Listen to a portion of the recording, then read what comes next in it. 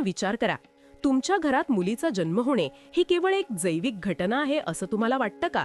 जर हो, तर तुम्ही गरुड पुराणातील त्या भयाण सत्यापासून अनभिज्ञ आहात, जे हजारो वर्षांपासून आपल्यापासून लपवलं गेलं. देव मुलगी देण्यासाठी कोणत्या पित्याची निवड करतो, आणि सर्वात महत्त्वाचं, तुमचं घर त्या निवडीच्या लायकीचं आहे का? मित्रांनो, हा व्हिडिओ तयार करताना मी मनापासून खूप मेहनत घेतलीये. तुमचा एक साधा लाईक माझ्यासाठी मोलाचा ठरेल. प्लीज माझ्या मेहनतीसाठी एक लाईक नक्की करा. कमेंटमध्ये हर हर महादेव लिहायला विसरू नका आणि चॅनलला सबस्क्राईब पण करून घ्या. मृत्यू हा अटळ आहे आणि जन्माचं रहस्य त्याहूनही अथांग आहे. आपण ज्या जगात राहतो तिथे प्रत्येक श्वासाचा एक हिशोब मांडलेला असतो. आपल्याला वाटतं की आपण आपली जीवन स्वतःच्या मर्जीने जगत आहोत, पण सत्याचा पडदा बाजूला सारला की दिसतं ते केवळ कर्माचं चक्र. गरुड पुराण, जे सनातन धर्मातील सर्वात गूढ आणि प्रभावशाली शास्त्र मानलं जातं, ते आपल्याला केवळ मृत्यूच्या पुढच्या प्रवासाबद्दल सांगत नाही, तर या पृथ्वीवर जीव कोणत्या परिस्थितीत आणि कोणत्या रूपात जन्माला येतो याचेही संकेत देते. आज आपण त्याच रहस्याचा उलगडा करणार आहोत, ज्याचा संबंध थेट तुमच्या घराशी, तुमच्या अंगणात खेळणाऱ्या त्या चिमुरडीशी म्हणजेच तुमच्या लेकीशी आहे. ब्रह्मांडाच्या या महाकाय रचनेत कोणताही कण विनाकारण हलत नाही. मग विचार करा, एका जीवाचा जन्म होणे हा केवळ निसर्गाचा योगायोग कसा असू शकेल? गरुड पुराणातील त्या अध्यायांकडे वळूया जिथे पक्षीराज गरुड भगवान विष्णूंना आणि यमराजांना जीवाच्या प्रवासाबद्दल प्रश्न विचारत आहेत. यमलोकाचा तो दरबार, जिथे काळ आणि कर्माचा न्याय होतो, तिथे गरुड देवांनी एक अत्यंत महत्त्वाचा प्रश्न उपस्थित केला होता.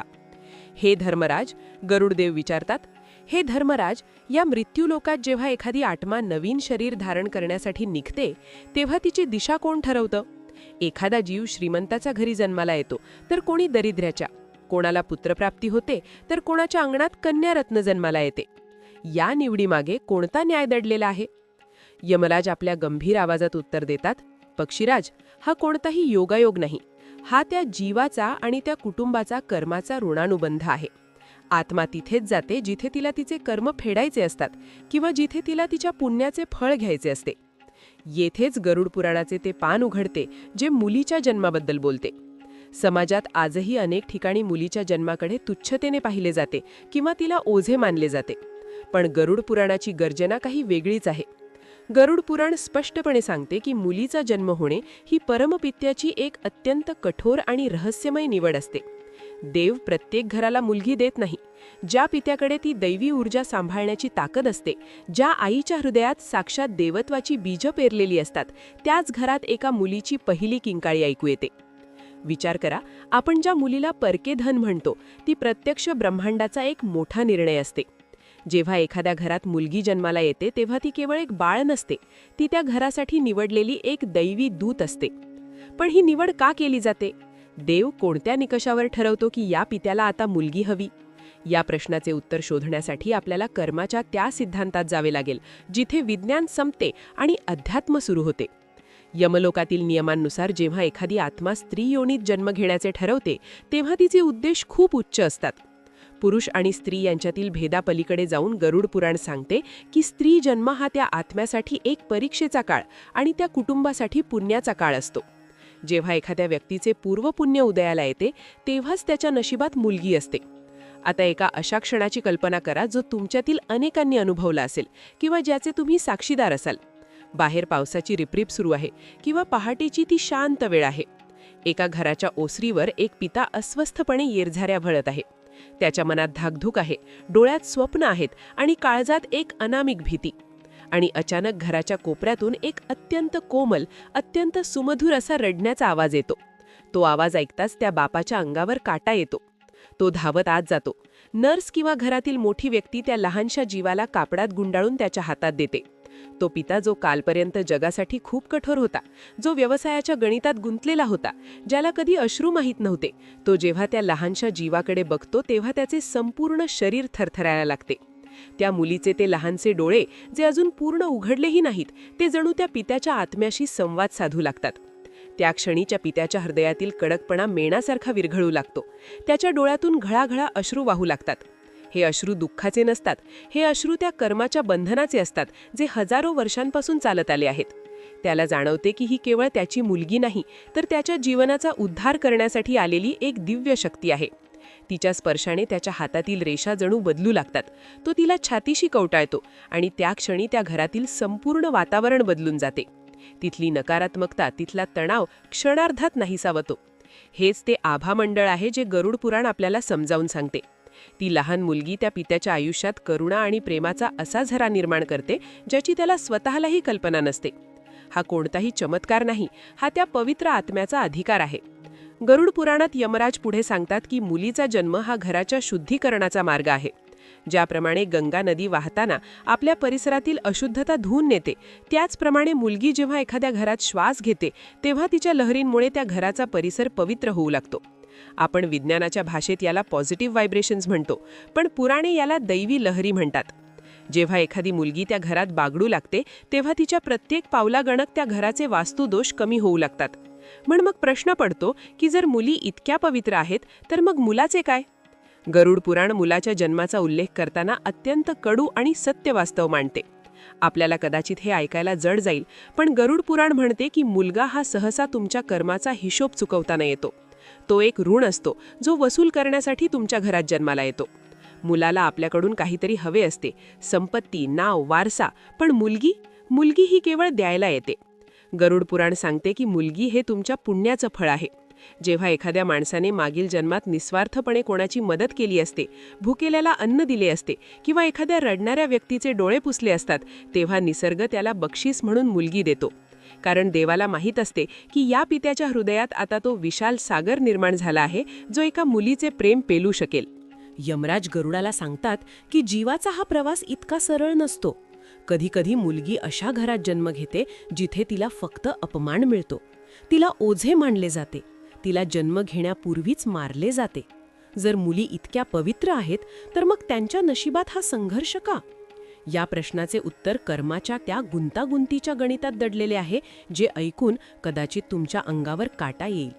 गरुड पुराणानुसार जेव्हा एखादे कुटुंब मुलीला नाकारते तेव्हा ते केवळ एका मुलीला नाकारत नाहीत, तर ते साक्षात ईश्वराच्या कृपेला लाथ मारत असतात. अशा घरांचे पुण्य क्षणार्धात जळून राख होते. पण तरीही काही उच्च कोटीच्या आत्मे मुद्दाम अशा अंधाऱ्या घरात जन्म घेतात. त्यांना परिवर्तनकारी आत्मे म्हटले जाते. त्या तिथे सुखासाठी येत नाहीत, तर त्या घराचा उद्धार करण्यासाठी येतात. विचार करा, तुमच्या घरात खेळणारी ती लेक जिने कदाचित तुमच्याकडे एखादा हट्ट केला असेल, ती कदाचित तुमचीच कोणतरी ओळखीची जुनी आत्मा असेल. गरुड पुराणातील नात्यांचे हे गूढ इतके खोल आहे की ते समजून घेण्यासाठी आपल्याला काळाच्या मागे जावे लागेल. गरुड पुराणात उल्लेख आहे की ज्या पित्याला मुलगी लाभते त्याने हे समजून घेतले पाहिजे की त्याच्यावर ईश्वराचा मोठा विश्वास आहे. कारण कन्यादान हा जगातील सर्वात मोठा यज्ञ मानला गेला आहे आणि तो यज्ञ करण्याची पात्रता प्रत्येक मानवात नसते. केवळ तोच माणूस कन्यादान करू शकतो ज्याचे पूर्वपुण्य हिमालयासारखे अढळ असते. पण आता सर्वात मोठा प्रश्न उभा राहतो, मुलगा आणि मुलगी यांच्या जन्मामागील त्या कर्माचा नक्की हिशोब काय आहे? यमराज गरुडाला सांगतात की आत्म्याला तिथेच पाठवले जाते जिथे तिचे उद्देश्य असतात. मग एका मुलीचे या पृथ्वीवर येण्याचे नक्की काय उद्देश्य असतात? का एका मुलीच्या जन्मानंतर वडिलांचे नशीब अचानक पालटून जाते? का जी कामे वर्षानुवर्षे रखडलेली होती ती लेकीच्या आगमनाने पूर्ण होऊ लागतात? या प्रश्नाचे उत्तर शोधताना आपल्याला गरुड पुराणातील त्या अध्यायाकडे जावे लागेल जिथे लक्ष्मी आणि अलक्ष्मी यांचा संवाद आहे. लक्ष्मी म्हणजे केवळ धन नाही, तर लक्ष्मी म्हणजे चैतन्य आहे आणि हे चैतन्य केवळ एका मुलीच्या रूपात तुमच्या घरात प्रवेश करू शकते. पण हे कडू सत्य काय आहे की काही मुलं केवळ वडिलांची संपत्ती लाटण्यासाठी आणि त्यांचे पुण्य भोगण्यासाठी जन्माला येतात. गरुड पुराण यावर काय भाष्य करते? या कर्माच्या खेळाचे पुढचे रहस्य आणखीनच भयान आहे. यमराज आणि गरुड यांच्यातील हा संवाद आता अशा वळणावर आला आहे जिथे आपल्याला हे समजेल की मुलगा आणि मुलगी यांच्या जन्मातील तो सूक्ष्म फरक तुमच्या भविष्याचा नक्की निर्णय कसा घेतो.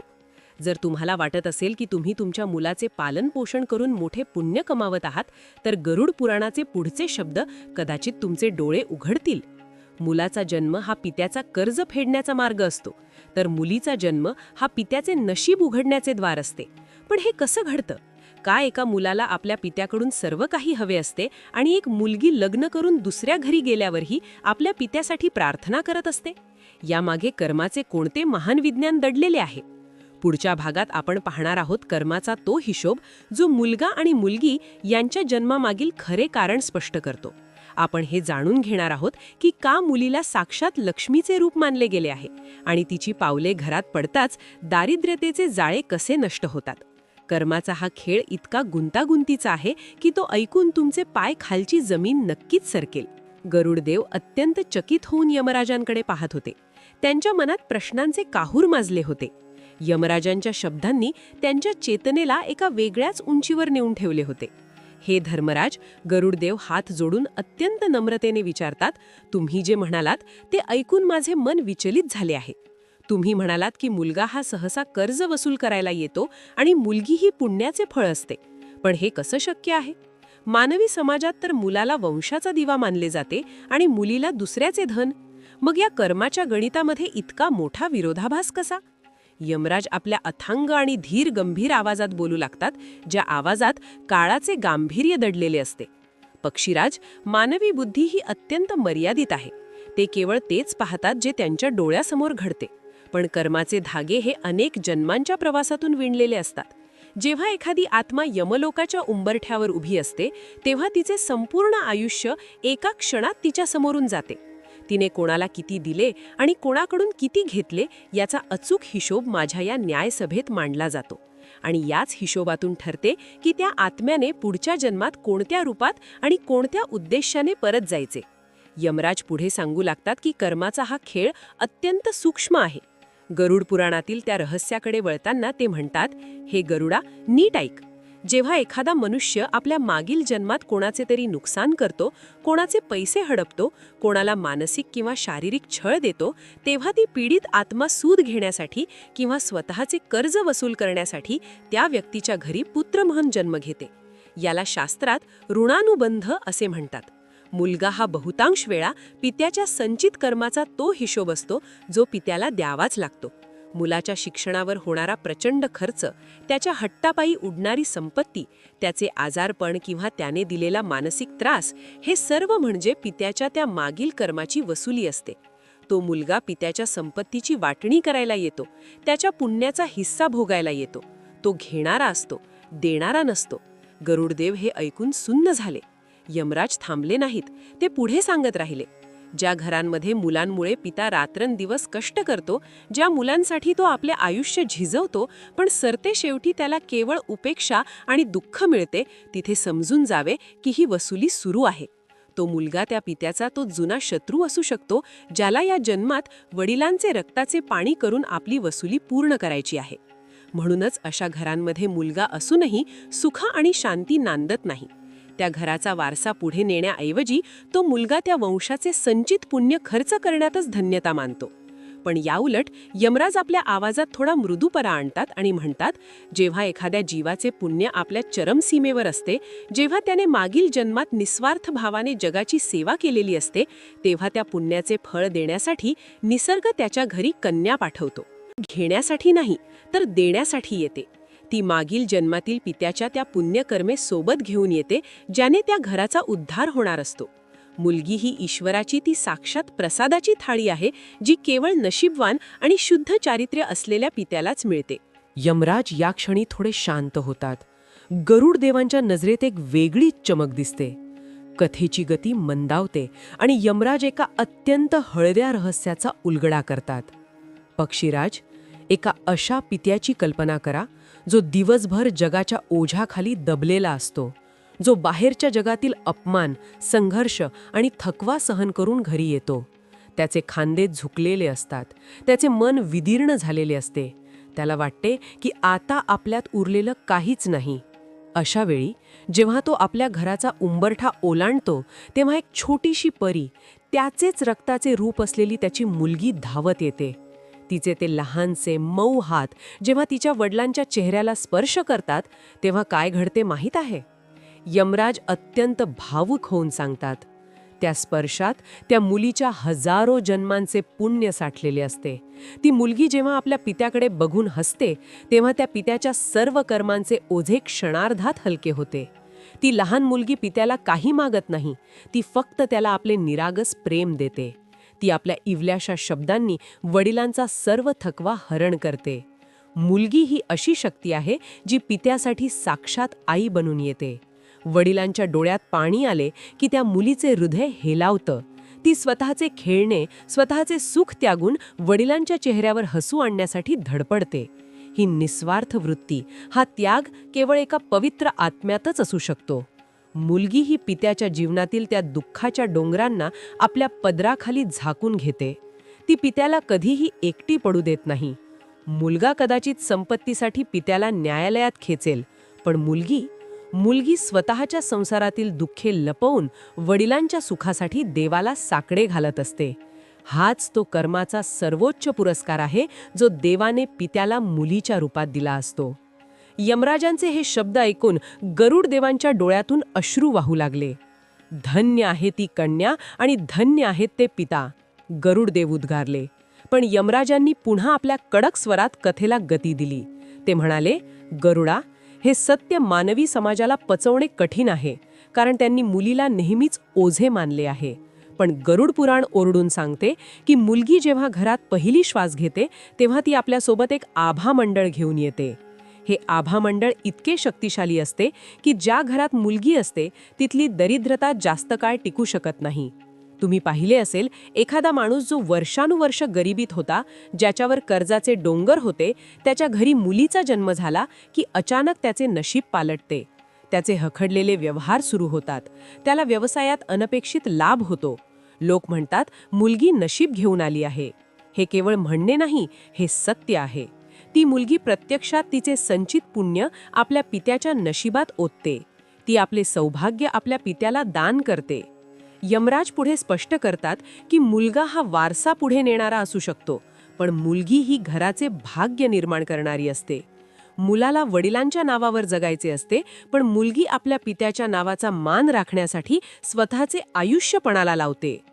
गरुडा, ज्या पित्याच्या नशिबात मुलगी असते त्याने हे ओळखावे की त्याच्यावर ईश्वराची विशेष कृपा आहे. पण जर याच पित्याने आपल्या मुलीला ओझे मानले, तिची तुलना मुलाशी करून तिला कमी लेखले, तर गरुड पुराणातील कर्माचा कायदा त्याला कधीही माफ करत नाही. मुलीचा अपमान करणे म्हणजे साक्षात त्या पुण्याचा अपमान करणे आहे ज्याने तुमचे घर उभे केले आहे.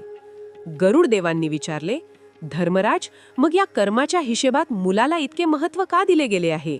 प्रत्येकजण मुलगाच का मागतो? यमराज मिश्किलपणे हसले, कारण माणसाचा लोभ गरुडा. माणसाला वाटते की मुलगा त्याला मृत्यूनंतर अग्नी देईल आणि मोक्ष मिळवून देईल. पण गरुड पुराण सांगते की जर तुम्ही जिवंतपणी तुमच्या मुलीचे हृदय दुखावले असेल तर तुमच्या मुलाने कितीही पिंडाला अग्नी दिला तरी तुम्हाला मोक्ष मिळणार नाही. मुलीचे डोळे पुसणे हे गया आणि काशीच्या यात्रेपेक्षाही मोठे पुण्य आहे. मुलगा तुम्हाला स्वर्गात नेईल की नाही हे सांगता येत नाही, पण मुलगी तुमच्या घरालाच स्वर्ग बनवून जाते. यमराज त्या वैज्ञानिक सत्याकडे वळतात जे गरुड पुराणात दडले आहे. ते सांगतात की आत्मा जेव्हा आईच्या गर्भात प्रवेश करते तेव्हा ती केवळ एक शारीरिक प्रक्रिया नसते. आई वडिलांच्या विचारांची ऊर्जा त्या आत्म्याला आकर्षित करते. ज्या घरात शुद्ध विचार असतात, जिथे स्त्रियांचा आदर होतो, तिथेच कन्या आत्मा येण्यास उत्सुक असते.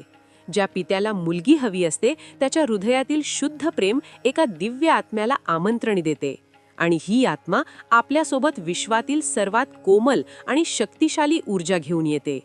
पण गरुडा, यमराज आपल्या आवाजात पुन्हा एक गंभीर प्रश्न उपस्थित करतात. मुलीला आपण लक्ष्मी का म्हणतो? लक्ष्मी म्हणजे फक्त संपत्ती का?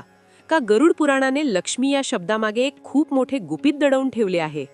हे गुपित समजल्याशिवाय कोणालाही मुलीच्या जन्माचा खरा अर्थ कळणार नाही. लक्ष्मीचा संबंध फक्त सोन्याच्या नाण्यांशी नाही, तर तो एका घराच्या संतुलनाशी आहे. गरुड देव आता अधिकच उत्सुक झाले होते. यमराजांनी जो लक्ष्मी या शब्दाचा उल्लेख केला होता तो केवळ पैशांशी निगडीत नव्हता. त्यामागे एक खूप मोठे आध्यात्मिक विज्ञान दडले होते. धर्मराज, मला सांगा, मुलीच्या जन्माचा आणि लक्ष्मीचा नक्की काय संबंध आहे? लक्ष्मी फक्त पैशांची देवी नाही, मग ती कशाची देवी आहे? आणि मुलीच्या रूपाने ती घरात नक्की काय बदल घडवून आणते. यमराज आता त्या रहस्याचा पडदा बाजूला सारणार होते, जे ऐकून घरातील प्रत्येक व्यक्तीचे, मग तो पिता असो वा भाऊ, त्यांचे विचार कायमचे बदलणार होते. मुलीच्या पावलांची जादू केवळ पैशांवर नाही, तर घराच्या सुखावर, शांतीवर आणि वैभवावर कशी चालते हे जाणून घेण्याची वेळ आली होती. पण हे रहस्य इतके गहन होते की त्यासाठी यमराजांना गरुड पुराणातील त्या अध्यायाकडे जावे लागणार होते, जिथे लक्ष्मी, सरस्वती आणि पार्वतीच्या शक्तींचा संगम एका लहान मुलीच्या रूपात कसा होतो याचा उल्लेख आहे. गरुड देवांच्या डोळ्यांसमोर आता एक नवीन चित्र उभे राहत होते. त्यांना जाणीव झाली होती की मुलीचा जन्म होणे हा केवळ एक संस्कार नाही, तर तो कर्माचा सर्वात मोठा चमत्कार आहे. पण लक्ष्मीचे ते रूप काय आहे, जे केवळ एका मुलीच्या जन्मानेच घरात येते? का गरुड पुराण सांगते की ज्या घरात मुलगी नसते तिथली लक्ष्मी कधीही स्थिर राहत नाही? काय आहे ते लक्ष्मी तत्व? यमराज आता बोलण्यास सज्ज झाले होते. कथेचा हा भाग तुमच्या काळजाचा ठाव घेणारा ठरणार होता, कारण इथेच त्या प्रश्नाचे उत्तर दडलेले होते की मुलीच्या जन्मानंतर वडिलांची रखडलेली प्रगती अचानक वेगाने का सुरू होते? काय आहे ते पुण्य हस्तांतरण आणि लक्ष्मीचे ते अदृश्य विज्ञान? हे जाणून घेण्यासाठी आपल्याला गरुड पुराणातील त्या पुढील अध्यायाकडे वळायला हवे. यमराज आपले हात उंचावत म्हणतात, गरुडा, ज्याला तू आणि हा मानवी समाज लक्ष्मी म्हणतो, ती केवळ सोन्याची नाणी किंवा संपत्तीची रास नाही.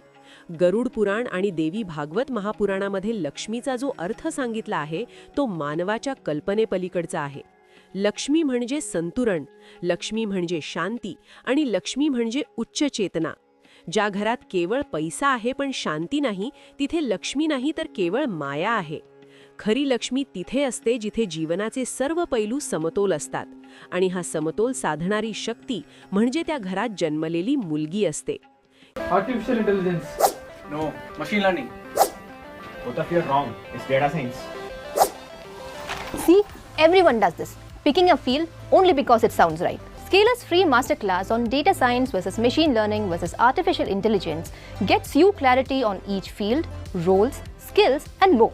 Find what career fits you. Register now.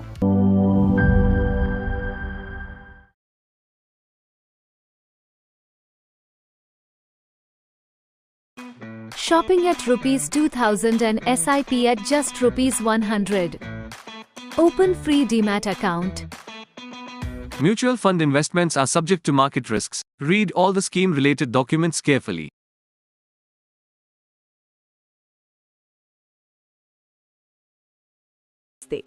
Yamraj पुढे स्पष्ट करतात की प्रत्येक वास्तूची, प्रत्येक घराची स्वतःची एक ऊर्जा असते, ज्याला आपण आभामंडल किंवा ऑरा म्हणतो. जेव्हा एका घरामध्ये सतत भांडणे, कलह, अपशब्द आणि स्वार्थ असतो, तेव्हा त्या घराचे आभामंडल अत्यंत जड आणि काळपट होऊ लागते. या नकारात्मक ऊर्जेमुळे त्या घरातील प्रमुखाचे म्हणजे वडिलांचे निर्णय चुकू लागतात, त्यांच्या कामात अडथळे येतात आणि घरात दरिद्रता पाय पसरू लागते. पण गरुड पुराणातील रहस्य असे सांगते की जेव्हा एखादी पवित्र आत्मा मुलीच्या रूपात त्या घरात श्वास घेऊ लागते, तेव्हा तिच्या शरीरातून अशा काही सूक्ष्म लहरी बाहेर पडतात, ज्या त्या घरातील नकारात्मकतेच्या जाळ्यांना कापून काढतात. हे पक्षीराज, यमराज गरुडाला संबोधित करत म्हणतात, मुलीचा जन्म होणे म्हणजे त्या घराच्या वास्तुदोषांवर झालेला सर्वात मोठा उपचार आहे. मुलगी ही आपल्यासोबत ब्रह्मांडातील सर्वात शुद्ध आणि कोमल ऊर्जा घेऊन येते. तिचे अस्तित्व हे एखाद्या सुगंधी फुलासारखे असते, ज्याच्या वासामुळे आजूबाजूची दुर्गंधी आपोआप नष्ट होते. पण हे सर्व घडते कसे? याला शास्त्रात पुण्य हस्तांतरण म्हणजेच मेरिट ट्रान्सफर असे म्हटले जाते. मुलगी ही तिची मागील अनेक जन्मांची साठवलेली पुण्याई घेऊन येते. ती स्वतःसाठी काहीही खर्च करत नाही, उलट ती आपली सर्व पुण्याई आपल्या वडिलांच्या आणि आपल्या कुटुंबाच्या झोळीत ओतत असते. कथेचा वेग वाढवत यमराज सांगतात की समाजात आपण अनेकदा अशी उदाहरणे पाहतो की जिथे लग्नानंतर अनेक वर्षे एखादा माणूस गरिबीत जगत असतो. त्याने खूप मेहनत केली, रक्ताचे पाणी केले, पण तरीही त्याच्या घरात अन्नाची भ्रांत असायची. पण जसा त्याच्या अंगणात एका चिमुरडीचा जन्म होतो, तशी चक्रे फिरू लागतात. त्याचा जो व्यापार वर्षानुवर्ष ठप्प होता, त्याला अचानक गती मिळते. त्याच्या डोक्यावरचे कर्ज फिटू लागते. लोक म्हणतात की हे केवळ नशीब आहे, पण यमराज सांगतात की हे त्या मुलीने केलेल्या कर्माचे फळ आहे. ती मुलगी जेव्हा त्या घराच्या उंबरठ्यावर आपले पहिले पाऊल ठेवते तेव्हा ती आपल्या वडिलांच्या कपाळावरचे दुर्दैवाचे लेख पुसून तिथे सौभाग्याचे लेणं लिहित असते. यमराज या क्षणी गरुडाला एका अत्यंत भावूक दृश्याकडे नेतात. कथेचा वेग एकदम मंदावतो. गरुडा, त्या दृश्याची कल्पना कर जेव्हा ती मुलगी रांगता रांगता उभी राहायला शिकते. तिचे ते लहानसे नाजूक पाय जेव्हा जमिनीवर पडतात तेव्हा केवळ ती मुलगी चालत नसते, तर साक्षात लक्ष्मी त्या घराच्या नशिबात बदल घडवत असते. एक पिता जो कर्जबाजारी आहे, ज्याच्यावर जगाने अविश्वास दाखवला आहे, तो आपल्या घराच्या कोपऱ्यात खचून बसलेला असतो. त्याचे डोळे शून्यात हरवलेले असतात. त्याला वाटते की आता जीवन संपले आहे. अशा वेळी ती लहानशी मुलगी आपल्या नन्हे पावलांनी अडखळत पडत झडत आपल्या वडिलांच्या दिशेने येते. ती वडिलांच्या गुडघ्याला आपल्या छोट्या हातांनी पकडते आणि वर पाहून एक निरागस हसू देते. त्या हसण्यामध्ये साक्षात विश्वाचा निर्माता दडलेला असतो. ती जेव्हा वडिलांच्या हाताला धरून उठवण्याचा प्रयत्न करते तेव्हा त्या पित्याला एका अजब शक्तीचा अनुभव येतो. तो स्पर्श केवळ एका बाळाचा नसतो, तर तो त्या आत्म्याचा संदेश असतो की बाबा, तुम्ही घाबरू नका, मी तुमचे सर्व पुण्य सोबत घेऊन आले आहे. त्या पित्याच्या मनात अचानक विचारांचा प्रकाश पडतो. त्याचे नैराश्य धुतले जाते. तो जेव्हा आपल्या लेकीच्या त्या नन्हे पावलांकडे पाहतो तेव्हा त्याला जाणवते की ही मुलगी जिथे जिथे पाऊल ठेवत आहे तिथून जणू कारोख दूर होत आहे. वडिलांच्या डोळ्यातून यावेळी कृतज्ञतेचे अश्रू वाहू लागतात. त्यांना जाणवते की ज्या जगाने त्यांना नाकारले त्या जगाविरुद्ध लढण्याची शक्ती त्यांना या लहानशा मुलीच्या रूपात देवाने पाठवली आहे. तो पिता जेव्हा आपल्या लेकीला उचलून घेतो तेव्हा त्या घराचा वास्तुदोष आणि भाग्यदोष दोन्ही एका क्षणात भस्म होतात. हा तो क्षण आहे जिथे कर्माचा हिशोब पुण्याच्या बाजूने झुकतो. मुलगी आपल्या वडिलांच्या आभामंडळात आपल्या पुण्याचा एक असा प्रकाश निर्माण करते ज्याला जगातील कोणतीही नकारात्मकता स्पर्श करू शकत नाही. त्या पित्याच्या मनात अचानक विचारांचा प्रकाश पडतो. त्याचे नैराश्य धुतले जाते. तो जेव्हा आपल्या लेकीच्या त्या नन्ह्या पावलांकडे पाहतो तेव्हा त्याला जाणवते की ही मुलगी जिथे जिथे पाऊल ठेवत आहे तिथून जणू काळोख दूर होत आहे. वडिलांच्या डोळ्यातून यावेळी कृतज्ञतेचे अश्रू वाहू लागतात. त्यांना जाणवते की ज्या जगाने त्यांना नाकारले त्या जगाविरुद्ध लढण्याची शक्ती त्यांना या लहानशा मुलीच्या रूपात देवाने पाठवली आहे.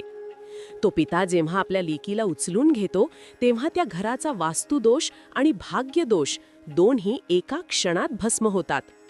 हा तो क्षण आहे जिथे कर्माचा हिशोब पुण्याच्या बाजूने झुकतो. मुलगी आपल्या वडिलांच्या आभामंडळात आपल्या पुण्याचा एक असा प्रकाश निर्माण करते ज्याला जगातील कोणतीही नकारात्मकता स्पर्श करू शकत नाही. यमराज पुढे सांगतात की मुलीला लक्ष्मी म्हणण्यामागे आणखी एक मोठे कारण आहे. लक्ष्मी ही शांतीची आणि संतुलनाची देवी आहे. ज्या घरात स्त्रियांचा सन्मान होतो, जिथे मुलीला प्रेमाने वाढवले जाते, तिथे लक्ष्मी स्थिर राहते. पण गरुडा, यमराज गंभीर स्वरात म्हणतात, आजचा मानव इतका अज्ञानी झाला आहे की त्याला लक्ष्मी म्हणजे फक्त सोन्याची नाणी वाटतात. त्याने लक्ष्मीला वजनात तोलले आहे. पण गरुड पुराण आणि देवी भागवत महापुराण ओरडून सांगत आहे की लक्ष्मी ही चेतनेची देवी आहे. ती तिथे कधीच टिकत नाही जिथे लोकांमध्ये अपमान, शिवीगाळ आणि स्त्रियांना पायाची जोडा समजले जाते. मुलीला लक्ष्मी म्हणण्याचा खरा अर्थ हा आहे की देवाने त्या मुलीला तुमच्या घरात एक बदलाचा दूत म्हणजे मेसेंजर ऑफ चेंज म्हणून पाठवले आहे. ती रिकाम्या हाताने येत नाही, ती आपल्या मागील अनेक प्रवासांतील संचित पुण्य घेऊन येते. जेव्हा ती तुमच्या घरात धावते तेव्हा ती केवळ खेळत नसते, तर ती तुमच्या घराच्या भारी आणि जड ऊर्जेला आपल्या पायाखाली चिरडत असते. म्हणूनच गरुड पुराण म्हणते की ज्या घरात मुलगी जन्माला येते तिथली नकारात्मकता टिकू शकत नाही. यमराज गरुडाला एका रहस्याचा उलगडा करतात की समाजात असे अनेक परिवार आहेत जे मुलीच्या जन्मापूर्वी कंगाल होते, पण लेकीच्या येण्याने त्यांच्या घरात सुख समृद्धीने डेरा टाकला. हे कोणतेही जादूटोणा नसून हे पुण्यांचे हस्तांतरण आहे. ती मुलगी आपल्या पित्याचे कष्ट पाहू शकत नाही. आत्मिक स्तरावर ती आपल्या पुण्याचा एक मोठा हिस्सा आपल्या पित्याच्या नशिबात टाकून देते. यामुळेच वडिलांची आर्थिक स्थिती सुधारू लागते. लोक म्हणतात की मुलीचे पाय शुभ आहेत, पण गरुड पुराण म्हणते की मुलीचे हृदय पवित्र आहे आणि तिचे कर्म उच्च आहेत. पण गरुडा, यमराज आता एका अत्यंत काळजाचा थरकाप उडवणाऱ्या विषयाकडे वळतात. पण जर मुली इतक्या शुभ असतील जर त्या स्वतःचे पुण्य वडिलांना देण्यासाठी येत असतील तर मग आजही अनेक घरांमध्ये मुलीच्या जन्मावर मातम का साजरा केला जातो? का आजही काही पित्यांचा चेहरा लेकीचा जन्म ऐकताच उतरतो? का आजी आजोबा तोंड फिरवतात? गरुड पुराण यावर एक अत्यंत भयाण सत्य सांगते. हे सत्य ऐकून कोणाचेही रक्षण होणे कठीण आहे. यमराज सांगतात की जेव्हा एखादे कुटुंब मुलीचा तिरस्कार करते तेव्हा ते साक्षात ईश्वराच्या त्या प्रसादाला लाथ मारत असते. कर्माचा हा असा खेळ आहे जो आज मुलीला नाकारत आहे तो स्वतःच्या भविष्यातील विनाशाला आमंत्रण देत आहे. पण यामागे एक आध्यात्मिक कारण आहे की का काही नराधम मुलींना जन्म घेण्यापूर्वीच मारतात. यमलोकातून निघणारी आत्मा अशा घरांना कसे ओळखते? गरुडदेव विचारतात, धर्मराज, जर आत्म्याला सर्व काही माहीत असते तर ती अशा वाईट घरात जन्म का घेते? का तिला माहीत नसते की तिथे तिचा छळ होणार आहे? यमराज म्हणतात, पक्षीराज, इथेच कर्माचा तो सर्वात डरावणा सवाल निर्माण होतो. काही आत्मा मुद्दाम अशा नरकात जन्म घेतात, पण का? यामागे कोणता सूद दडलेला आहे किंवा कोणता मोठा आध्यात्मिक धडा? आणि ज्या घरात मुलीचा जन्म दुःखाचे कारण ठरतो तिथे साक्षात लक्ष्मीच्या जागी कोण येते? गरुड पुराणातील ते पान आता उघडणार आहे जे ऐकून तुमच्या अंगावर काटा येईल. यमराज आता त्या रहस्याचा उलगडा करणार होते जे भ्रूण हत्या करणाऱ्यांच्या आणि मुलीचा तिरस्कार करणाऱ्यांच्या पिढ्यानपिढ्या उद्ध्वस्त करू शकते. यमलोकाचे नियम अशा लोकांसाठी किती कठोर आहेत आणि मुलगी नाकारणे म्हणजे स्वतःच्या कोणत्या महापुण्याचा नाश करणे आहे याचा खुलासा आता होणार होता. पण त्याहीपेक्षा धक्कादायक म्हणजे त्या मुलीचा जन्म अशा क्रूर घरात होण्यामागे कोणता मोठा हेतू असतो.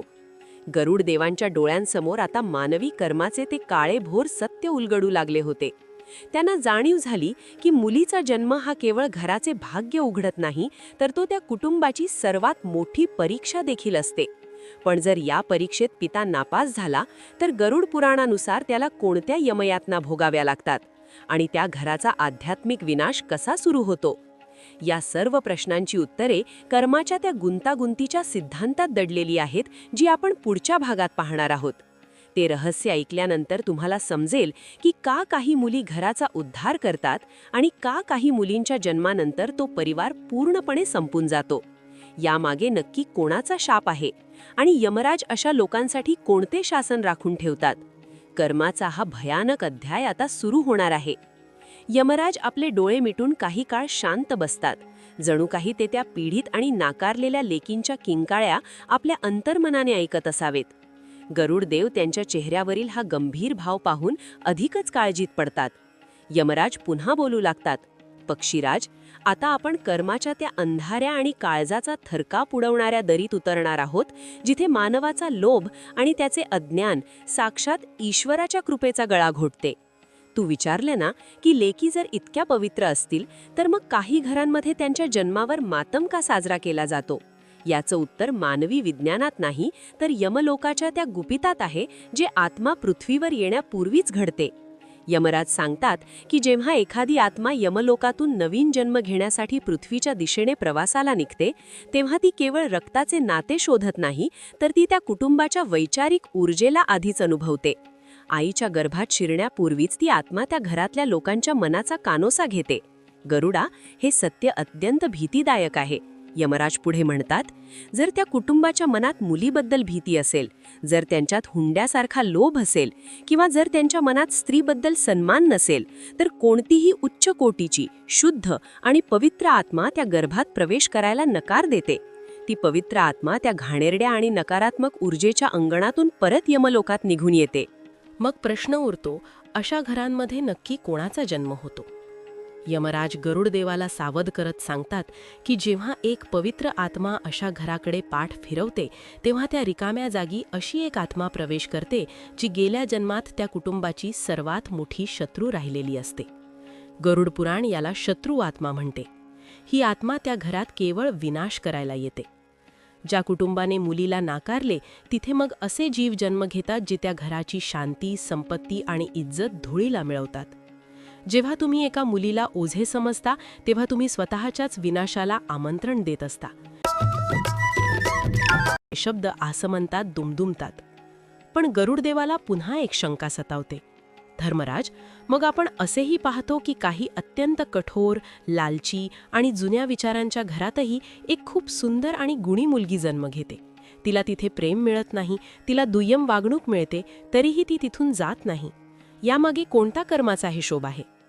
यमराज म्हणतात, पक्षीराज, इथेच कर्माचा तो अपवाद आहे जो तुझ्या डोळ्यात पाणी आणेल. अशा मुलींना गरुड पुराण परिवर्तनकारी आत्मा म्हणते. या साधारण आत्मा नसतात, या सर्वात शक्तिशाली आणि करुणापूर्ण आत्मा असतात. त्या त्या घरात सुख उपभोगण्यासाठी येत नाहीत, तर त्या घराचा उद्धार करण्यासाठी येतात. जसा एखादा दिवा अंधाऱ्या खोलीत ठेवल्यावर तो दिवा तक्रार करत नाही की इथे किती अंधार आहे. तो दिवा शांतपणे जळून त्या खोलीला प्रकाशित करतो. अगदी तशाच या कोमळ लेकी असतात. यमराज एका अशा लेकीचे वर्णन करतात जिचा जन्म एका दगडधोंड्यांच्या अशा घरात झाला आहे जिथे तिला कोणीही स्वीकारले नाही. कल्पना कर गरुडा, यमराज हळव्या स्वरात म्हणतात, एका अशा घराची जिथे मुलगा झाला नाही म्हणून वडिलांचा चेहरा उतरला आहे. आजी आजोबा मुलीकडे बघायलाही तयार नाहीत. तिला जुन्या कपड्यात दुर्लक्षित अवस्थेत ठेवले जाते. तिला शिक्षणापासून वंचित ठेवले जाते आणि सतत हे जाणवून दिले जाते की ती एक ओझे आहे. पण ती लहानगी लेक, तिला काहीच फरक पडत नाही. ती त्या कठोर पित्याकडे धावत जाते ज्याने तिला कधीच मांडीवर घेतले नाही.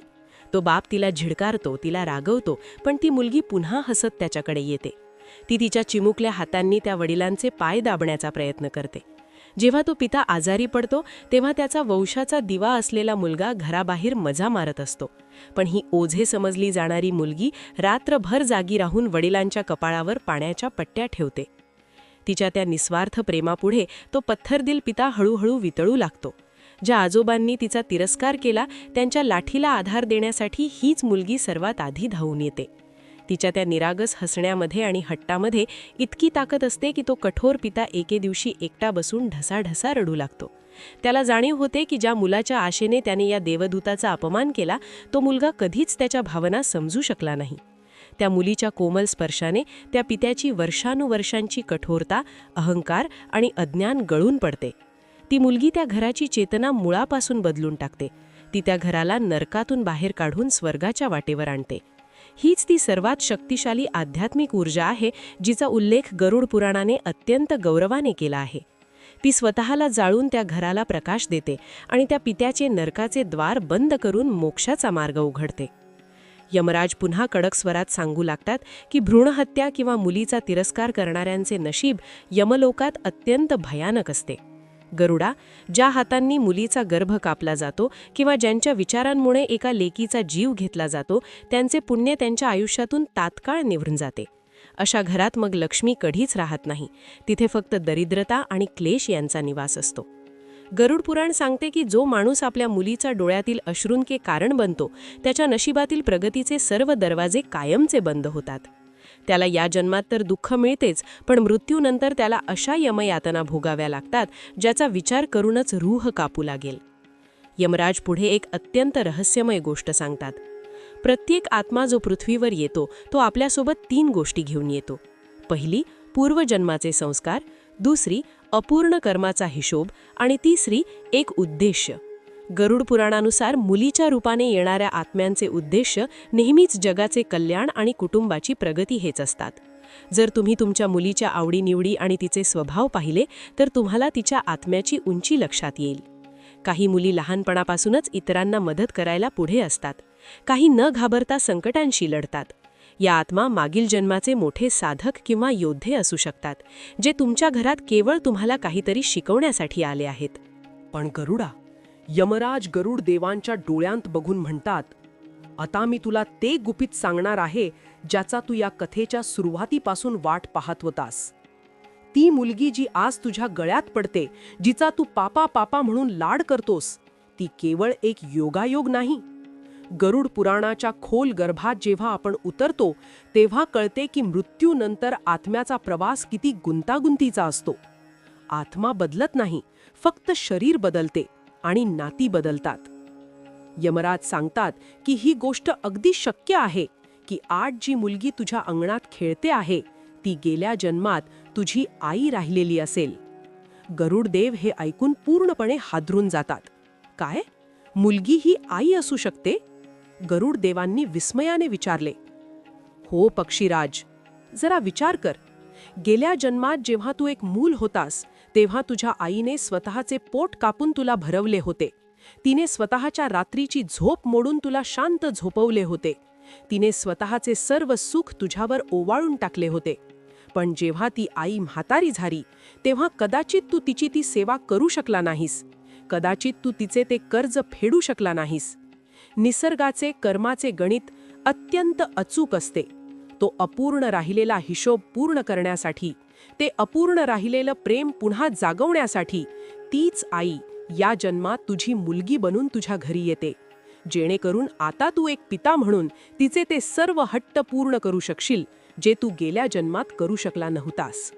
ती ऊर्जा स्वतःचे संतुलन शोधण्यासाठी पुन्हा तुझ्या आयुष्यात येते. गरुड देवांच्या अंगावर काटा आला. त्यांना जाणीव झाली की ज्या मुलीला ते केवळ एक अपत्य समजत होते ती प्रत्यक्षात त्यांच्या पूर्वजन्माचा सर्वात मोठा आशीर्वाद आणि अपूर्ण राहिलेला ऋणानुबंध असू शकतो. यमराज म्हणतात, मुलीला कमी लेखणे म्हणजे साक्षात आपल्या पूर्वजांचा आणि कर्माचा अपमान आहे. ती केवळ तुमच्या वर्तमानाची संतान नाही, तर ती तुमच्या भूतकाळाचा हिशोब आणि भविष्याचा विस्तार आहे. पण धर्मराज, गरुड देव एका नव्या प्रश्नाकडे वळतात. जर प्रत्येक नात्याचा असा हिशोब आहे तर मग काही मुली अत्यंत अल्पायुष्यी का असतात? त्या येतात, घरात चैतन्य निर्माण करतात आणि अचानक निघून जातात. आई वडील देवावर रागावतात की तू तिला दिलीच का होतीस जर परत न्यायची होती तर? गरुड पुराण या असह्य वेदनेचे काय स्पष्टीकरण देते? का काही लेकींना इतके कमी आयुष्य दिले जाते? यमराज आपल्या गंभीर नजरेने गरुड देवाकडे पाहतात. आता ते त्या रहस्याचा उलगडा करणार होते जे ऐकून कोणत्याही पित्याचे आणि मातेचे काळीज हेलावून जाईल. अल्पायुष्यी लेकींचा हा अध्याय कर्माचा सर्वात कठीण आणि तितकाच आध्यात्मिक भाग आहे. यमराज आता अशा एका सत्याकडे वळणार होते जे केवळ मृत्यूच्या पलीकडचे आहे. पण हे सत्य काय आहे? का काही लेकींना या जगातून इतक्या लवकर निरोप घ्यावा लागतो आणि त्यांच्या जाण्याने त्या कुटुंबाला कोणता संदेश मिळतो? यमलोकातील तो न्याय निवाडा आता अशा ठिकाणी पोहोचला होता जिथे केवळ अश्रू आणि अध्यात्म उरले होते. कर्माचा हा पुढचा अध्याय ऐकण्यासाठी गरुडदेव तयार झाले होते. पण यमराजांचे पुढचे शब्द त्यांच्या कल्पनेपेक्षाही खूप जास्त धक्कादायक असणार होते. यमराज आपल्या सिंहासनावरून थोडे पुढे झुकतात आणि गरुडदेवांच्या डोळ्यांत रोखून पाहतात. वातावरणातील गांभीर्य आता शिगेरा पोहोचले होते. पक्षीराज, हा सृष्टीचा नियम आहे की कोणतीही गोष्ट विनाकारण घडत नाही. जो जीव आज तुमच्या समोर एका लहान मुलीच्या रूपात उभा आहे तो कोणत्या तरी मोठ्या कारणासाठी तिथे पाठवला गेला आहे. मृत्यूनंतर आत्म्याचा प्रवास हा एखाद्या महासागरासारखा अथांग आणि गुंतागुंतीचा असतो. आपण ज्याला नाते म्हणतो ते खऱ्या अर्थाने केवळ दोन आत्म्यांमधील कर्माचा एक करार असतो आणि हा करार पूर्ण करण्यासाठी आत्मा वेळोवेळी आपले मुखवटे म्हणजेच आपली शरीरे बदलत असते. यमराज पुढे सांगू लागतात की गरुड पुराणाच्या अत्यंत गोपनीय अध्यायांमध्ये आत्म्यांच्या या अदृश्य स्थलांतराचे वर्णन आहे. गरुडा, जेव्हा एखादी आत्मा यमलोकात येते तेव्हा ती एकटी नसते. तिच्यासोबत तिच्या गेल्या जन्मातील सर्व अपूर्ण इच्छा, सर्व अपूर्ण प्रेम आणि न फेडलेले ऋण असतात. आत्मा कधीही तिथे जात नाही जिथे केवळ जागा रिकामी असेल. ती तिथेच खेचली जाते जिथे तिला तिचे कर्म पूर्ण करायचे असते. आणि याच कर्माच्या गणितामध्ये मुलीचा जन्म हा सर्वात गूढ मांडला गेला आहे. ज्या रहस्याचा उलगडा मी आता करणार आहे तो ऐकून मानवी हृदयाच्या तारा छेडल्या जातील. यमराज गरुडाला एका अशा सत्याकडे नेतात जे केवळ नशीब या शब्दांनी स्पष्ट करता येत नाही.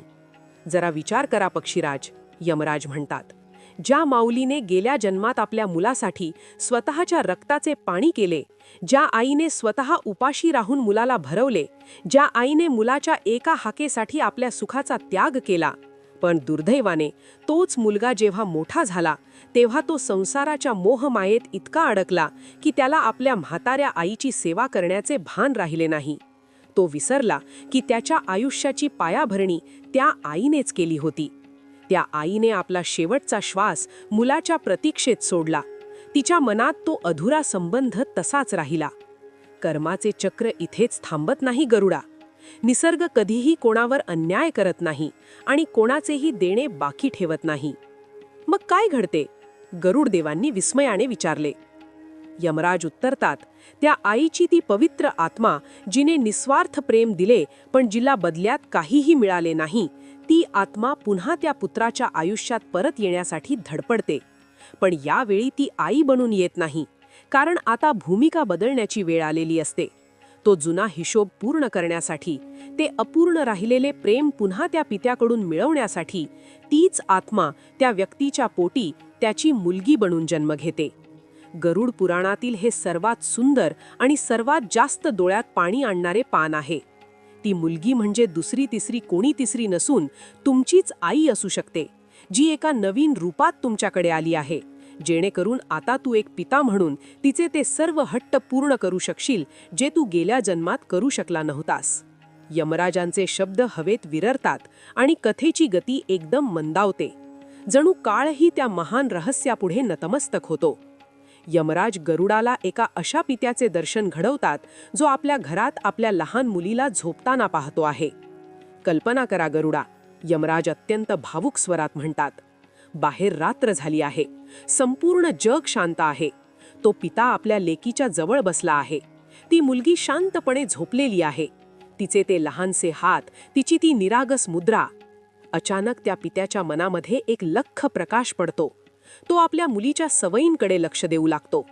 ती मुलगी ज्या प्रकारे त्याच्या केसांतून हात फिरवते, ज्या प्रकारे ती त्याला न सांगता त्याचे दुःख ओळखते, ज्या प्रकारे ती त्याच्या खाण्यापिण्याची काळजी घेते, हे सर्व त्याला ओळखीचे वाटू लागते. त्याला आठवते की त्याची आई सुद्धा अगदी अशीच वागायची. तिची ती नजर, तिचे ते बोलणे, आणि अचानक त्याच्या अंतरात्म्यातून एक हाक येते, अरे, ही तर माझी आई आहे. त्या पित्याचे डोळे पाणवतात. तो सुन्न होऊन आपल्या लेकीकडे पाहत राहतो. त्याला जाणवते की ज्या आईची तो सेवा करू शकला नाही, जिला त्याने वृद्धाश्रमात किंवा घराच्या एका कोपऱ्यात उपेक्षित ठेवले होते, तीच आई आज देवाने त्याच्या पदरात एका चिमुरडीच्या रूपात घातली आहे. तो हळूच त्या लेकीचा हात आपल्या हातात घेतो. त्या स्पर्शाने त्याला त्याच्या बालपणाची आठवण येते. त्याला आठवते की याच आईने त्याला चालायला शिकवले होते आणि आज तीच आई त्याला माणूस म्हणून जगायला शिकवण्यासाठी पुन्हा आली आहे. तो पिता तिथेच जमिनीवर बसून रडू लागतो. तो आपल्या लेकीच्या कपाळाचे चुंबन घेतो आणि मनातल्या मनात म्हणतो, आई, मला माफ कर. गेल्या जन्मात मी तुला जे सुख देऊ शकलो नाही, ते या जन्मी मी तुझे पाय धुवून तुला देईन. तुला जे हवे आहे ते मी पूर्ण करीन. यावेळी त्या पित्याच्या डोळ्यातील अश्रू हे केवळ पश्चात्तापाचे नसतात, तर ते कर्माच्या त्या महान समाधानाचे असतात. त्याला समजते की ही मुलगी त्याचे ओझे नाही, तर ती त्याच्या आयुष्याची सर्वात मोठी आध्यात्मिक संधी आहे. ती त्याच्या पापांचे प्रायश्चित्त करण्यासाठी आणि त्याच्या कर्माचा तोल सांभाळण्यासाठी आलेली एक दैवी शक्ती आहे. त्या एका क्षणात पिता आणि पुत्रीचे नाते एका वेगळ्याच उंचीवर पोहोचते. तिथे आता फक्त शुद्ध प्रेम उरते. यमराज पुन्हा कडक आणि स्पष्ट आवाजात बोलू लागतात. कथेची गती पुन्हा वाढते. म्हणूनच गरुड पुराणात मुलीला अतीताचा हिशाब आणि भविष्याचा विस्तार म्हटले गेले आहे. ती केवळ तुमच्या रक्ताची वारसदार नाही, तर ती तुमच्या आत्म्याचा आरसा आहे. जेव्हा तुम्ही तुमच्या मुलीला शिक्षण देता, जेव्हा तुम्ही तिच्या स्वप्नांना पंख देता, तेव्हा तुम्ही प्रत्यक्षात तुमच्याच त्या पूर्वजांच्या त्या आत्म्याला सन्मान देत असता, जिने तुमच्यासाठी त्याग केला होता. मुलगा आणि मुलगी यांच्यात भेदभाव करणे ही केवळ सामाजिक चूक नाही, तर ती एक आध्यात्मिक मूर्खता आहे. कारण तुम्हाला माहीत नसते की तुम्ही कोणाचा अपमान करत आहात. कदाचित तुम्ही ज्या मुलीला कमी लेखत आहात, तीच तुमची ती पूर्वज असेल जिने तुमच्या वंशाचे रक्षण केले होते. यमराज गरुडाला सावध करतात की कर्माचा हा हिशाब अत्यंत निष्ठुर आहे. जर एखाद्या पित्याने आपल्या लेकीला या जन्मातही तोच त्रास दिला जो त्याने गेल्या जन्मात आपल्या आईला किंवा स्त्रीला दिला होता, तर गरुड पुराणानुसार त्याच्या कर्माचा नाश तात्काळ सुरू होतो. अशा व्यक्तीला मृत्यूनंतर यमलोकात अशा ठिकाणी ठेवले जाते जिथे त्याला प्रत्येक श्वासाला पश्चात्ताप करावा लागतो. कर्माची ही साखळी तोडण्याचा एकमेव मार्ग म्हणजे मुलीचा स्वीकार आणि सन्मान. गरुडा, यमराज पुढे सांगतात, आत्मा जेव्हा शरीर बदलते तेव्हा ती आपल्यासोबत त्या घराचे नशीबसुद्धा बदलते. तू पाहिले असशील की काही मुली जन्मतःच खूप प्रौढ असतात. त्या लहान वयातच घरच्यांची काळजी घेतात. त्यांना कोणी शिकवावे लागत नाही की आईवडिलांशी कसे वागावे. हे त्यांचे पूर्वसंस्कार असतात. त्या आत्मा त्या घराला सावरण्यासाठी आलेले असतात. त्या केवळ तुमच्या वर्तमान काळातील मुले नाहीत, त्या तुमच्या कुळाच्या उद्धारकर्त्या आहेत. म्हणूनच शास्त्रात म्हटले आहे की ज्या पित्याला मुलगी आहे त्याने कधीही स्वतःला गरीब समजू नये. त्याच्याकडे साक्षात विश्वाचे गुपित आणि कर्माचे फळ एका बाहुलीच्या रूपात खेळत आहे. यमराज गरुडाच्या प्रश्नांच्या साखळीला पुढे नेतात. पक्षीराज, हा सृष्टीचा नियम आहे की प्रत्येक आत्मा आपल्या प्रवासाचे एक कारण घेऊन येते. जर मुलगी हा कर्माचा पुरस्कार असेल तर मग आपण समाजातील त्या विसंगतीकडे कसे पाहणार? त्या मुलींच्या जीवनाचे काय होणार ज्यांच्या नशिबात केवळ संघर्ष लिहिला गेला आहे?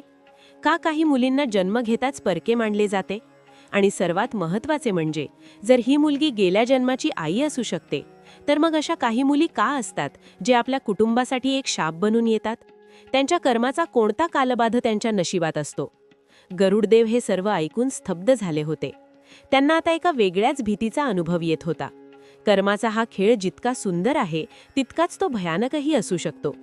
त्यांना आता हे जाणून घ्यायचे होते की कर्माच्या या गणितामध्ये असा कोणता दोष निर्माण होतो की ज्यामुळे काही घरे मुलीच्या जन्माने प्रकाशण्याऐवजी अंधारात बुडतात. आणि त्या सर्वात कठीण प्रश्नाचे उत्तर काय आहे? का काही लेकी खूप कमी वयात हे जग सोडून जातात? यमराज आता त्या रहस्याकडे वळणार होते जे ऐकून कोणत्याही मानवी काळजाचा ठोका चुकेल. अल्पायुषी लेकींच्या कर्माचे ते सत्य जे गरुड पुराणाच्या सर्वात गूढ पानांवर लिहिले गेले आहे ते आता उलगडणार होते. मृत्यू आणि जन्माच्या या खेळात एका पित्याला कोणती सर्वात मोठी आध्यात्मिक परीक्षा द्यावी लागते? काय आहे ते ऋणानुबंधाचे शेवटचे टोक? हे सर्व आता पुढच्या भागात स्पष्ट होणार होते. यमलोकाची ती सभा आता एका अत्यंत गंभीर वळणावर आली होती. यमराज आपले शब्द अधिक गोर करत म्हणतात, पक्षीराज, आता आपण त्या विषयाकडे वळणार आहोत ज्याचे नाव काढताच मानवी काळजाचे पाणी होते. या मृत्यूलोकात सर्वात मोठे दुःख कोणते असेल तर ते आपल्या पोटच्या गोळ्याला, आपल्या लाडक्या लेकीला अग्नी देणे किंवा तिला मातीच्या स्वाधीन करणे. तू विचारलंस ना की जर लेकी इतक्या पवित्र असतात, जर त्या स्वतःचे पुण्य घेऊन येतात, तर मग काही लेकींना इतके कमी आयुष्य का दिले जाते? का एखादी चिमुरडी येते, संपूर्ण घराला आपल्या हसण्याने वेड लावते आणि अचानक जणू काही स्वप्न पडावे तशी या जगातून निघून जाते? याचे उत्तर गरुड पुराणातील ऋणानुबंध या अध्यायात दडले आहे. यमराज सांगू लागतात की प्रत्येक आत्म्याचा या पृथ्वीवरील वास्तव्याचा काळ हा आधीच निश्चित केलेला असतो. आत्मा जेव्हा यमलोकातून निघते तेव्हा तिच्याकडे कर्माचे एक तिकीट असते ज्यावर तिच्या प्रवासाची वेळ लिहिलेली असते. गरुडा, यमराज म्हणतात, काही आत्मा अशा असतात ज्यांचे या पृथ्वीवरील आणि त्या विशिष्ट कुटुंबासोबतचे कर्माचे देणे-घेणे केवळ काही वर्षांचे किंवा काही महिन्यांचेच असते. गरुड पुराणानुसार या आत्मा अत्यंत उच्च कोटीच्या असतात. त्यांचे एखादे छोटेसे जुने ऋण बाकी राहिलेले असते किंवा त्यांना त्या कुटुंबाला एखादी अत्यंत मोठी आध्यात्मिक शिकवण द्यायची असते. त्या येतात, आपले कार्य पूर्ण करतात आणि पुन्हा आपल्या मूळ प्रवासाला म्हणजे वैकुंठाच्या दिशेने निघून जातात.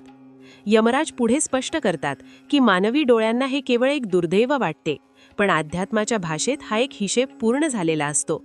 समजा मागील एखाद्या जन्मात त्या पित्याने किंवा मातेने कोणाचे तरी थोडेसे देणे बाकी ठेवले असेल किंवा कोणाची तरी मनापासून सेवा केली असेल, तर ती उपकृत आत्मा या जन्मात मुलगी बनून येते. ती त्या घराला आनंदाने भरून टाकते, तिथली नकारात्मकता शोषून घेते आणि जेव्हा तिचा वेळ संपतो तेव्हा ती शरीर सोडून निघून जाते. अशा वेळी आईवडील देवावर रुसतात, त्याला दोष देतात, पण त्यांना हे माहीत नसते की ती आत्मा त्यांना एक खूप मोठे सत्य शिकवायला आली होती. यमराज एका अशा घराचे चित्र उभे करतात जिथे काही दिवसांपूर्वीच एका लहान मुलीचे निधन झाले आहे. कल्पना कर गरुडा, यमराज अत्यंत हळुवार स्वरात म्हणतात. त्या घरातील प्रत्येक कोपऱ्यात अजूनही त्या लेकीच्या हसण्याचे पडसाद उमटत आहेत. भिंतीवर तिचे लहानसे हात उमटलेले आहेत. तिची खेळणी अजूनही विखुरलेली आहेत. तो पिता जो कालपर्यंत आपल्या लेकीला शाळेत सोडायला जायचा, आज तो तिच्या रिकाम्या पाळण्याकडे बघून सुन्न होऊन बसला आहे. त्याच्या डोळ्यांतून पाणीही येत नाहीये, कारण दुःख इतके खोल आहे की ते अश्रूंमध्ये मावत नाही. त्याच्या मनात शेकडो प्रश्न आहेत. का देवा, तिने कोणाचे काय बिघडवले होते? का तिला इतक्या लवकर नेलेस? तो रागाने देवाच्या मूर्तीकडे बघतो, पण त्याच क्षणी त्या खोलीत एक अनामिक शांतता पसरते. त्या पित्याला जणू काहीतरी जाणवू लागते. त्याला आठवू लागतात ते क्षण जे त्याने त्या लेकीसोबत घालवले होते. ती मुलगी जेव्हा त्याच्याजवळ यायची तेव्हा त्याला जगातील सर्व सुखे तुच्छ वाटायची. त्या शांततेत त्याला एक विचार स्पर्श करून जातो. जर ती मुलगी आलीच नसती तर मला या निस्वार्थ प्रेमाचा अनुभव कधीच आला नसता. तिने मला हसायला शिकवले, तिने मला रडायला शिकवले, तिने मला या कठोर जगातून बाहेर काढून एका वेगळ्याच भावविश्वात नेले. त्याला जाणवते की ती मुलगी त्याचे मालमत्ता नव्हती, तर ती एक शिक्षक होती. तिने त्याला शिकवले की जीवन हे क्षणिक आहे आणि प्रेम हे अमर आहे. तो पिता आपल्या लेकीच्या चित्राकडे बघतो. त्याला आता राग येत नाहीये, तर त्याला कृतज्ञता वाटत आहे. धन्यवाद देवा की तू त्या दिव्य आत्म्याला काही काळासाठी का होईना पण माझ्या घरी पाठवलेस. तिने मला प्रेमाचा जो महासागर दाखवला तो मी आयुष्यभर विसरणार नाही. त्या पित्याचे मन आता स्थिर होऊ लागते. त्याला समजते की त्या लेकीने तिचे कार्य पूर्ण केले आहे. ती त्याला मोहमायेच्या पलीकडचे सत्य शिकवायला आली होती की कोणताही जीव कोणाचाही नसतो. आपण सर्वजण केवळ प्रवासातील सोबती आहोत. त्या एका आध्यात्मिक साक्षात्काराने त्या पित्याचे रडणे थांबते. तो आता त्या लेकीच्या आठवणीत रडत नाही, तर तिच्या आठवणीने समृद्ध होऊन जगण्याची शपथ घेतो. हेच ते कर्माचे सर्वात कठीण पण सर्वात श्रेष्ठ फळ आहे. यमराज पुन्हा कडक स्वरात सांगू लागतात की अशा अल्पायुषी लेकींच्या जाण्याने घाबरून जाण्याचे कारण नाही. गरुड पुराण स्पष्टपणे सांगते की अशा आत्म्या या मुक्तीच्या मार्गावर असतात. त्या तुमच्या घरी केवळ तुमच्या आत्म्याला जागृत करण्यासाठी येतात. गरुडा, ज्या पित्याने आपली मुलगी गमावली आहे त्याने हे समजावे की त्याने एका दिव्य आत्म्याला आपल्या घरात आश्रय दिला होता. त्याचे हे पुण्य त्याला मृत्यूनंतर यमलोकात सर्वात मानाचे स्थान मिळवून देते. कारण एका आत्म्याला तिच्या प्रवासासाठी तयार करणे हे जगातील सर्वात मोठे कार्य आहे. कथेचा वेग आता पुन्हा वाढतो. यमराज गरुडाला सावध करतात की प्रत्येक आत्मा जो तुमच्या घरी येतो तो आपल्यासोबत 3 गोष्टी नक्कीच आणतो. पहिली, पूर्वजन्माचे संस्कार, दुसरी, अपूर्ण कर्माचा हिशोब आणि तिसरी, एक उद्देश्य. जर तुम्ही तुमच्या लेकीच्या आवडीनिवडी, तिचे वागणे बारकाईने पाहिले तर तुम्हाला तिच्या आत्म्याचा प्रवास लक्षात येईल. काही मुलींना लहानपणापासूनच देवाची ओढ असते. काही मुली दुसऱ्यांचे दुःख पाहून व्याकुळ होतात. हे त्यांचे पूर्वसंस्कार आहेत. त्या मुद्दाम तुमच्या घरी आल्या आहेत जेणेकरून तुमचे आयुष्यही आध्यात्मिकरित्या प्रगत व्हावे. यमराज पुढे सांगतात की मुलीचा जन्म हा केवळ पित्याचा भाग्य उघडत नाही, तर तो त्या पित्याच्या चारित्र्याची परीक्षा देखील असते. पक्षीराज हा एक असा आध्यात्मिक करार आहे जिथे आत्मा स्वतःचे संस्कार घेऊन येते आणि परिवार त्या आत्म्याला आकाश देण्याची जबाबदारी घेते. हे नाते केवळ तिला खाऊ पिऊ घालण्याचे नाही, तर त्या आत्म्याच्या विकासाचे आहे. आणि जेव्हा एखादा पिता ही जबाबदारी प्रामाणिकपणे पार पाडतो तेव्हा त्या घरात केवळ एक मुलगी मोठी होत नाही, तर त्या संपूर्ण परिवाराचे आध्यात्मिक स्तर उंचावते. गरुडदेव हे सर्व ऐकून भारावून गेले होते. त्यांना आता एका वेगळ्याच सत्याची जाणीव झाली होती. धर्मराज, गरुडदेव विचारतात, मग या सर्व प्रवासाचा शेवट काय आहे? एका पित्याने आपल्या मुलीसाठी नक्की काय करायला हवे जेणेकरून त्याला कर्माच्या या खेळात यश मिळेल? आणि जर मुली इतक्या महान आहेत तर त्यांच्याबद्दल आपली सर्वात मोठी आध्यात्मिक जबाबदारी काय आहे? यमराज आता त्या अंतिम रहस्याकडे वळणार होते. यमलोकातील ते शेवटचे पान जे प्रत्येक मातापित्यासाठी एका मदिरेसारखे शुद्ध आणि एका शस्त्रासारखे धारदार आहे. मुलीचा जन्म होणे ही केवळ कृपा नाही, तर ती एक मोठी जबाबदारी देखील आहे. ही जबाबदारी काय आहे? का एका मुलीला शिक्षण देणे हे कन्यादानापेक्षाही मोठे पुण्य आहे? आणि त्या पित्याचे नशीब कसे बदलणार आहे जे आपल्या लेकीला ओझे मानत नाहीत? यमलोकातील ती सभा आता संपण्याच्या मार्गावर होती, पण यमराजांचे सर्वात महत्त्वाचे शब्द अजून बाकी होते. मुलीचा जन्म, तिचे संगोपन आणि तिचे अस्तित्व याबद्दलचा तो अंतिम निर्णय जो तुमच्या आयुष्याचा दृष्टिकोन कायमचा बदलून टाकेल. काय आहे ते सर्वात मोठे सत्य जे गरुड पुराणाने पित्यांसाठी राखून ठेवले आहे? हे जाणून घेण्यासाठी आपल्याला या कथेच्या शेवटच्या आणि सर्वात महत्त्वाच्या भागाकडे वळावे लागेल. यमराज आपले दोन्ही हात आशीर्वादाच्या मुद्रेत उंचावतात आणि गरुड देवांच्या शंकांचे निरसन करण्यासाठी सज्ज होतात. यमलोकातील ती सभा आता एका अशा निर्णायक वळणावर आली होती जिथे मानवी कर्माचा सर्वात श्रेष्ठ आणि पवित्र मार्ग उलगडला जाणार होता. हे गरुडा, यमराज अत्यंत गंभीर पण तेजस्वी आवाजात म्हणतात की तू जो प्रश्न विचारला आहे तोच या संवादाचा प्राण आहे. मुलीचा जन्म होणे हे केवळ मागील कर्माचे फळ नाही, तर ती पुढच्या कर्माची एक मोठी आध्यात्मिक जबाबदारी देखील आहे. गरुड पुराणाचा हा संदेश जो पिता आपल्या अंतःकरणात कोरील त्याचे नशीब या मृत्यूलोकातच नाही, तर परलोकातही सुवर्णाक्षरांनी लिहिले जाईल. यमराज पुढे सांगतात की देवाने तुमच्या घरात मुलगी पाठवली आहे, याचा अर्थ असा की त्याने तुमच्यावर जगातील सर्वात मोठा विश्वास टाकला आहे. पक्षीराज, नीट ऐक. जेव्हा एखादी शुद्ध आणि शुभ आत्मा मुलगी म्हणून तुमच्या घरी येते तेव्हा ती केवळ तुमच्या बुढाप्याचा आधार बनायला किंवा घराचे भाग्य उघडायला येत नाही, ती त्या घराची चेतना आणि त्या परिवाराचा आध्यात्मिक स्तर उंचावण्यासाठी येते. आणि या बदल्यात त्या पित्याचे सर्वात मोठे कर्म कोणते असेल तर ते म्हणजे तिला स्वातंत्र्य आणि ज्ञान देणे. गरुड पुराण स्पष्टपणे सांगते की मुलीला केवळ सोन्याचे दागिने किंवा चांगले कपडे देणे म्हणजे तिचा सन्मान नाही. तिचा खरा सन्मान म्हणजे तिला अशी शिक्षण पद्धती देणे जिने ती स्वतःच्या पायावर उभी राहू शकेल. यमराज त्या कर्माच्या सिद्धांताकडे वळतात जो आजच्या समाजासाठी अत्यंत आवश्यक आहे. ते म्हणतात की अनेक पित्यांना वाटते की मुलीला सुरक्षित ठेवणे म्हणजे तिला पिंजऱ्यात बंद करणे होय, पण गरुड पुराणानुसार हे त्या आत्म्याचा अपमान करण्यासारखे आहे. ज्या घरात लेकीच्या पंखांना आकाश दिले जाते, जिथे तिला तिचे निर्णय स्वतः घेण्याची ताकद दिली जाते, तिथे साक्षात विष्णूचा वास असतो. पण ज्या घरात मुलगा आणि मुली यांच्यात भेदभाव केला जातो, जिथे मुलाला सुकामेवा आणि मुलीला उरलेले अन्न दिले जाते, जिथे मुलाच्या शिक्षणासाठी कर्ज काढले जाते पण मुलीच्या शिक्षणाकडे दुसऱ्याच्या घरी जाणार आहे म्हणून दुर्लक्ष केले जाते, त्या पित्याचे सर्व पुण्य त्याच क्षणी भस्म होऊ लागते. तो पिता स्वतःच्या हाताने आपल्या मोक्षाचा मार्ग बंद करतो. यमराज गरुडाला सावध करतात की कर्माचा हिशोब मुलीच्या बाबतीत खूप जास्त संवेदनशील असतो. जर एखाद्या मुलीने आपल्या पित्याकडे शिक्षणाची किंवा आपल्या स्वप्नांची मागणी केली आणि पित्याने ती केवळ मुलगी आहे म्हणून नाकारली, तर यमराज अशा पित्याला कर्माच्या त्या न्यायालयात उभे करतात जिथे त्याला कोणतीही माफी नसते. गरुडा, लेकीचे अश्रू हे यमलोकातील सर्वात मोठे पुरावे असतात. ज्या पित्यामुळे मुलगी रडते त्या पित्याच्या घरातून लक्ष्मी कायमची विदा घेते आणि तिथे केवळ क्लेश, आजारपण आणि दरिद्रता शिल्लक उरते. कारण तुम्ही केवळ एका व्यक्तीला दुखवत नाही, तर तुम्ही त्या दैवी ऊर्जेला नाकारता जी तुम्हाला वाचवण्यासाठी आली होती. यमराज या क्षणी आपले डोळे मिटतात आणि कथेची गती एकदम मंदावते. ते गरुडाला आणि या कथेच्या माध्यमातून प्रत्येक पित्याला एका अत्यंत पवित्र क्षणाचे दर्शन घडवतात. कल्पना कर गरुडा, यमराज अत्यंत हळव्या आणि भरून आलेल्या स्वरात म्हणतात, आज रात्र झाली आहे. तो पिता जो दिवसभर जगाच्या स्पर्धेत लढून थकून भागून घरी आला आहे, तो आपल्या लेकीच्या खोलीत जातो.